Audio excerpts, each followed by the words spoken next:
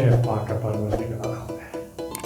نور خو ما نه دې ښځې خلاص کړي بیخي تر پوزې راوستی ټوله ورځ د دې له لاسه زه ښه ورځ ولاړ کړم ای پاکه پروردګاره ته خو یې وایم په دې کرونا اخته کې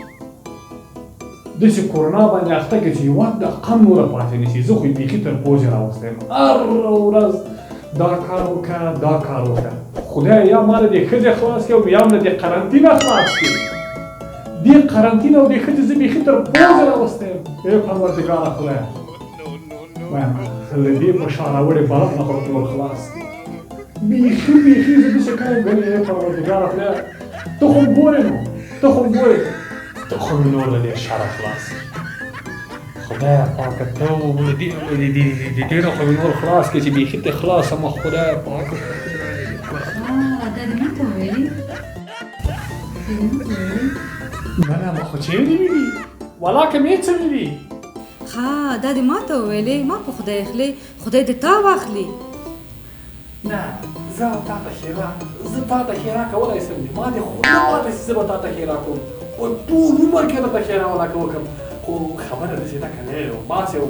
بل چا ته مې ویلې وایم پوهېږې وایم څه چې دې وویلې او څه چې دې ویلې د خولې دې ووځه په دې ګرېوان کې دننه وځه وایم ته په کرونا اخته شې چې زه درنه خلاصه شم اوس راوځې که زه درپسې راشم په زوره دې ویسم دغه له په سترګو ته راغله تیز پوهېږې کارونه ډېر دي وایي ښه ته راشه ته به داسې کار وکړې چې وکړي خدای ګوره ښه ته به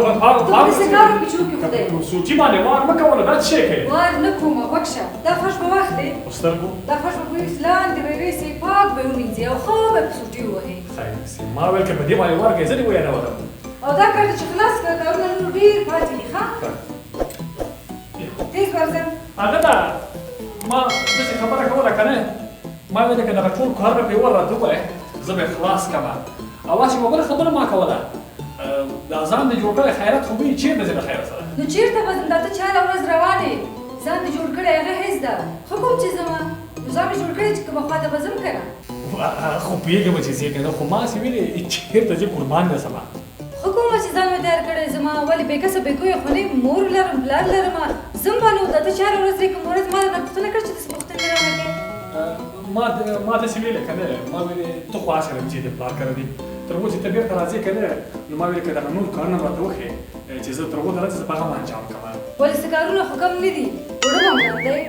د دې تر څنګ ګرشونه به ومینځې دیګ به دې تیار کړی وي چای به دې هم ډک کړی وي چې زه راغلم هغه جامې مې دي هغه به بیا کښېني هغه به موته کړي هسې ما خبره تا کوله که نه دا ټول کارونه چې زه وکړم دا د ښځو کارونه زه وکړم ته به څه کوې نو ته به کوم کار کوې نو څه به وکړو ته به دیګ راوړې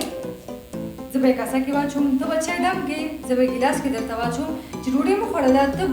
جامې به راواخلې زه به یې درته وایم چې داسې ورته کوه داسې صحیح ستر اسانه کارونه د وخت سخته کارونه د روم طرف ته الله پاک دې مو چېرته وایم پوه په کوم بم برابره کړه چې درته خلاص نه صحیح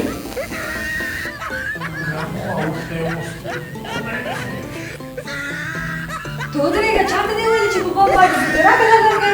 دې ته صبر وکړه